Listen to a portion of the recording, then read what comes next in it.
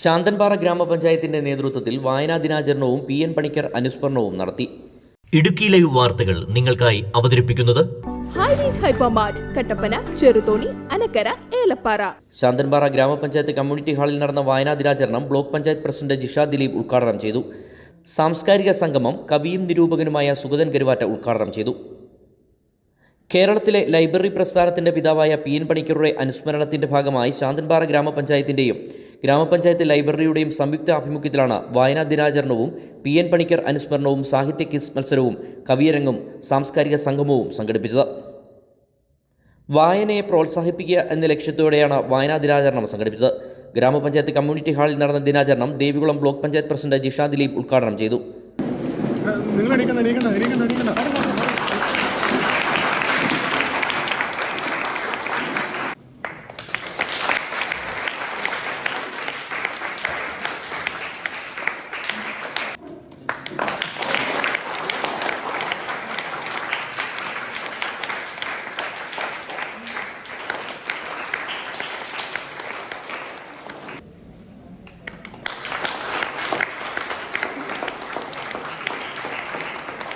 ഈ കാലഘട്ടത്തെക്കുറിച്ച് സംസാരിച്ചു പോകുമ്പോൾ നമുക്ക് ദിനാചരണങ്ങളെ കുറിച്ചൊന്നും പറഞ്ഞു പോകാതിരിക്കാൻ കഴിയില്ല. കാരണം ഇന്ന് സമൂഹ മാധ്യമങ്ങളിലൂടെ നോക്കിയാൽ നമ്മളുടെ എല്ലാവരുടെയും വാട്സപ്പ് സ്റ്റാറ്റസുകളിലോ അല്ലെങ്കിൽ ഫേസ്ബുക്ക് സ്റ്റാറ്റസുകളിലോ നമ്മൾ കാണുന്നത് എല്ലാ ദിവസവുമുള്ള ഓരോ ദിനാചരണങ്ങളാണ്.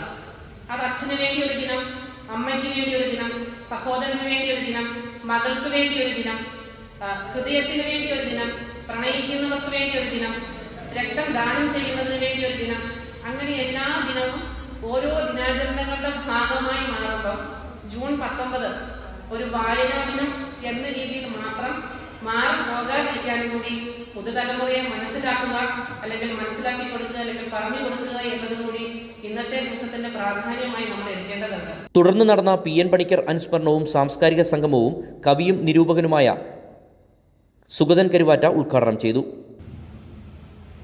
വായനാ ദിനമാണ് മഹാനായ പണിക്കർ സാർ. അദ്ദേഹത്തിൻ്റെ ചരമദിനമാണ്. കേരളത്തിൽ നിന്നും പരക്കെ വായനാ ദിനമായി അംഗീകരിച്ചു. 1996 കേരള സർക്കാർ ഔദ്യോഗികമായി അത് പ്രഖ്യാപിച്ചു. സഞ്ചികളിൽ പുസ്തകങ്ങളുമായി ഗ്രാമാന്തരങ്ങളിൽ നടന്ന് അക്ഷരങ്ങളെ ചുമന്ന ഒരു വലിയ പ്രശ്നമാണ്. നമ്മുടെ നാട്ടിൽ ഗ്രന്ഥശാലകൾ സ്ഥാപിച്ചുകൊണ്ട് ഗ്രന്ഥശാല പ്രസ്ഥാനത്തിൻ്റെ പിതാവെന്ന് അദ്ദേഹം ചാർജ് ചെയ്യുന്നു. എന്തിനാണ് വായിക്കുന്നത്, വായിക്കാൻ എന്ത് നേട്ടം എന്ന് ചിന്തിക്കുന്നുണ്ടാകും. വായിക്കുമ്പോൾ നമുക്ക് പരിചയമില്ലാത്ത ഒരു ലോകത്തെ, ഒരു ജീവിതത്തെ ഒക്കെ നമ്മൾ പരിചയപ്പെടും. ശാന്തൻപാറ ഗ്രാമപഞ്ചായത്ത് പ്രസിഡന്റ് ലിജു വർഗീസിന്റെ നേതൃത്വത്തിൽ നടന്ന വായനാ ദിനാചരണത്തിൽ സാഹിത്യകാരന്മാരായ Jijo Rajakumari, K C. Raju, CDS chairperson Shyamala Balan, ഗ്രാമപഞ്ചായത്ത് അംഗങ്ങൾ, ഗ്രാമപഞ്ചായത്ത് secretary, panchayat secretary A. Ramshad, Senapathy Sasi, അധ്യാപകർ തുടങ്ങിയവർ പങ്കെടുത്തു. തുടർന്ന് നടന്ന കവിയരങ്ങിലും സാഹിത്യ ക്വിസ് മത്സരത്തിലും നിരവധി വിദ്യാർത്ഥികളും പങ്കെടുത്തു.